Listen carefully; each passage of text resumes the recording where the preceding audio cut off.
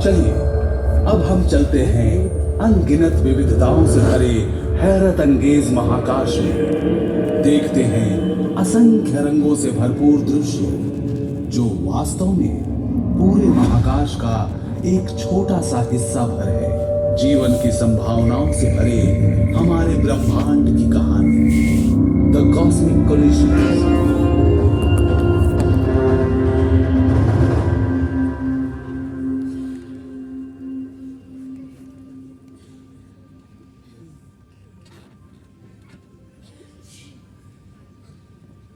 महाकाशीय सागर के एक किनारे खड़े होकर नक्षत्र बहुत शांत दिखते हैं।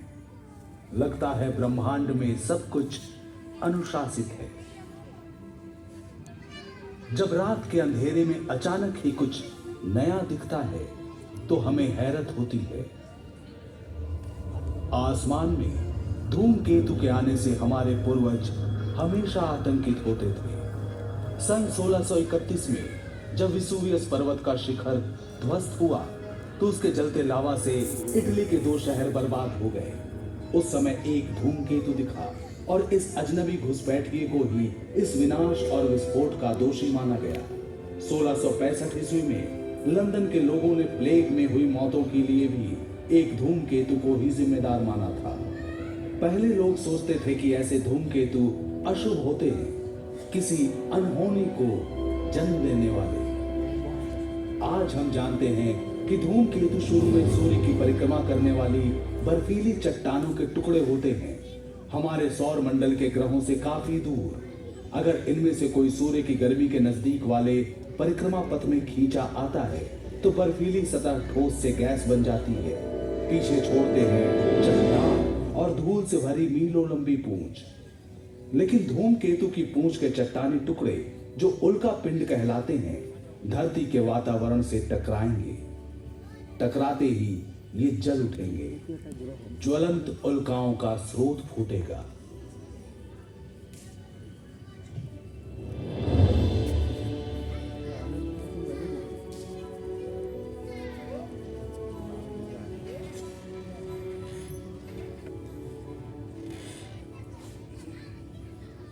आजकल कभी कभी लगता है कि धरती पर स्थितियां बहुत ज्यादा और बहुत जल्द बदल रही हैं।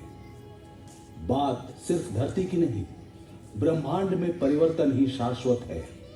नक्षत्र, ग्रह, अन्य निहारिकाएं भी हमेशा गतिशील हैं, हमेशा ही गुरुत्वाकर्षण के चिरस्थायी बल से बंधी हुई हैं। कभी कभी ये आपस में टकरा जाते हैं। ये खतरे की घंटी हो सकता है, लेकिन टक्कर दरअसल फायदेमंद हो सकती है और खूबसूरत भी। चलिए मेरे संग एक सफर पर धरती के करीब और हमारी गैलेक्सी से बहुत दूर। देखिए कि कैसे महाकाश के इन टक्करों ने हमारा अतीत रचा, वर्तमान प्रभावित किया और भविष्य को गढ़ेंगे। हमारे चंद्रमा के जन्म को लेकर कितने सारे सिद्धांत हैं। हाल में वैज्ञानिकों ने एक और सिद्धांत प्रतिपादित किया। समय काल में पीछे चलते हैं 4.5 अरब साल पहले अतीत में, जानते हैं कि उनके अनुसार क्या हुआ था।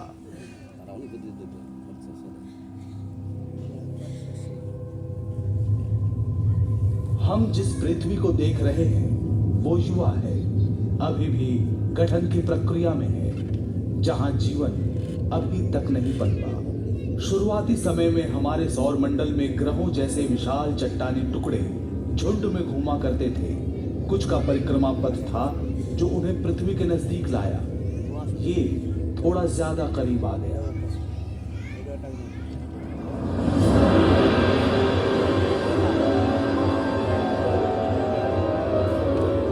इस टक्कर से पृथ्वी लगभग नष्ट हो गई। अंतरिक्ष में फैला पिघला हुआ लावा, ज्यादातर लावा वापस विध्वस्त ग्रह पर गिरा।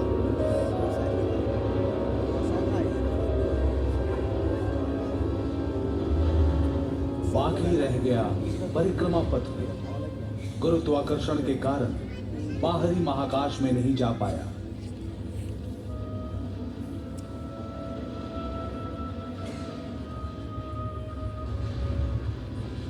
जब ये खुरदुरे चट्टान धरती के चारों ओर घूमने लगे।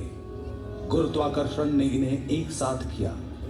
ये टकराते गए, जुड़ते गए, इनका आकार बड़ा होता गया।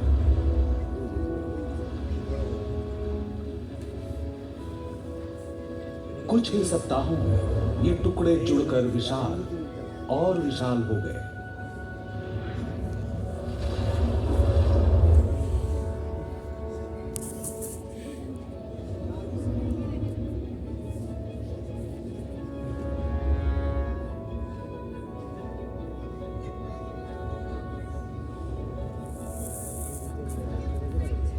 एक महीने से भी कम समय में आकार अविश्वसनीय हो गया।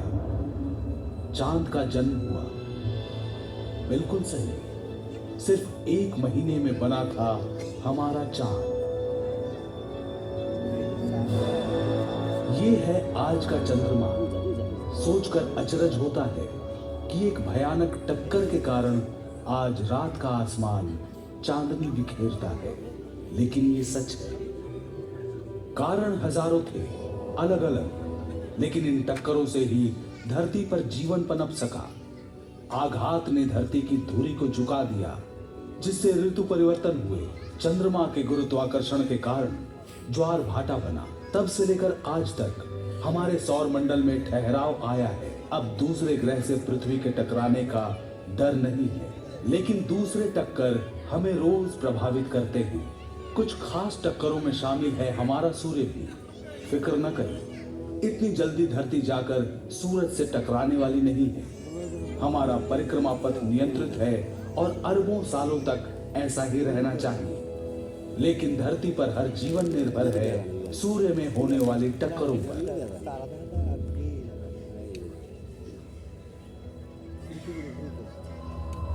सूर्य एक नक्षत्र है, रात को दिखने वाले दूसरे तारों जैसा। बहुत पास है, इसलिए अलग दिखता है। एक बड़ा चमकीला सुनहरा पिंड, लेकिन सूर्य में कुछ भी सुहाना नहीं है। ये जो गहरे निशान देख रहे हैं, सौर धब्बे हैं। प्रत्येक धब्बे का आकार पृथ्वी जितना।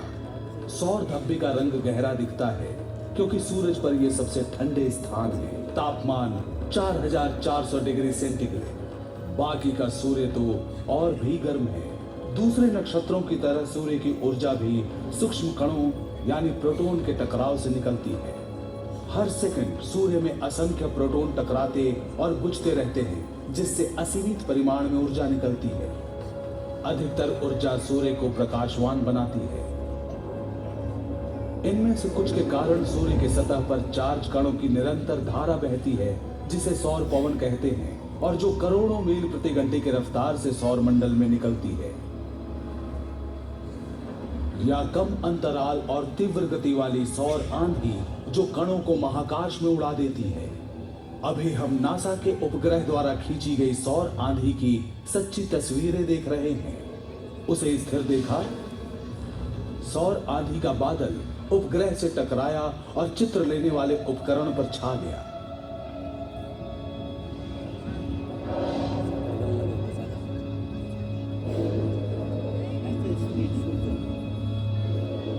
सौर पवन का झोंका हर दिन हर पल सौर मंडल के ग्रहों के पार जाता है। ये इतना शक्तिशाली है कि इसका संपर्क मात्र ही हमारे वातावरण की ऊपरी सतह को उड़ा ले जाए, अधिकांश पानी सोख ले और धरती पर जीवन का विकास परिवर्तित हो जाए। लेकिन खुशकिस्मती से धरती की सुरक्षा करता है एक अदृश्य कुदरती कवच। अभी आप जो देख रहे हैं वो पृथ्वी के चुंबकीय क्षेत्र का काल्पनिक चित्र है। धरती के लौ अंतर्भाग के कारण हमारी धरती विशाल चुंबक की भांति काम करती है। कुछ चीजों को आकर्षित, कुछ को विकर्षित करती है। ये कवच सौर पवन से धरती को बचाता है, लेकिन कुछ कण इस चुंबकीय बाधा को पार कर जाते हैं और पहुंच जाते हैं उत्तरी तथा दक्षिणी ध्रुवों पर। परिणाम देखने लायक होता है। शानदार जगमगाते रंगीन पर्दे, इसे कहते हैं ध्रुवीय ज्योति।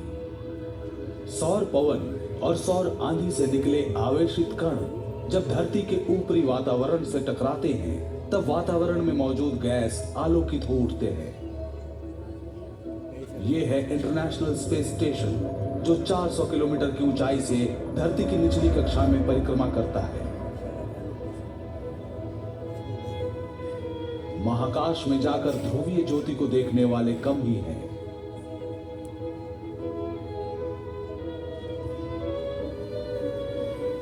जिस टक्कर के कारण ये ज्योति निकलती है वो धरती की सतह से 100 से 480 किलोमीटर के बीच होती है, जहाजों के उड़ान पथ से भी ऊंचा।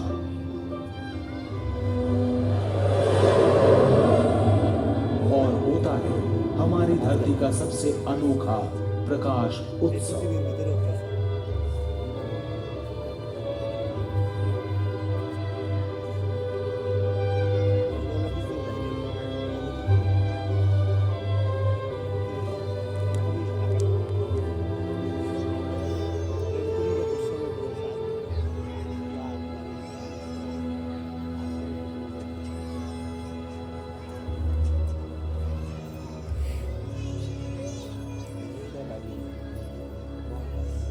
लेकिन जैसा कि हम देख चुके हैं, हर टक्कर का परिणाम खूबसूरत और हानि रहित नहीं होता।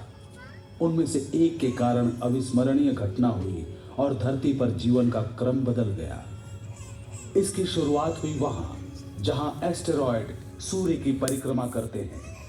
सौर मंडल के प्रारंभिक 20-30 लाख वर्षों में जब ग्रह बन रहे थे, तब जो चट्टान और धातु के टुकड़े छूट गए, उनसे बने एस्टेरॉयड। ज्यादातर एस्टेरॉयड दिखाई देने वाले कक्ष में घूमते हैं, जो स्थित है मंगल और बृहस्पति के बीच।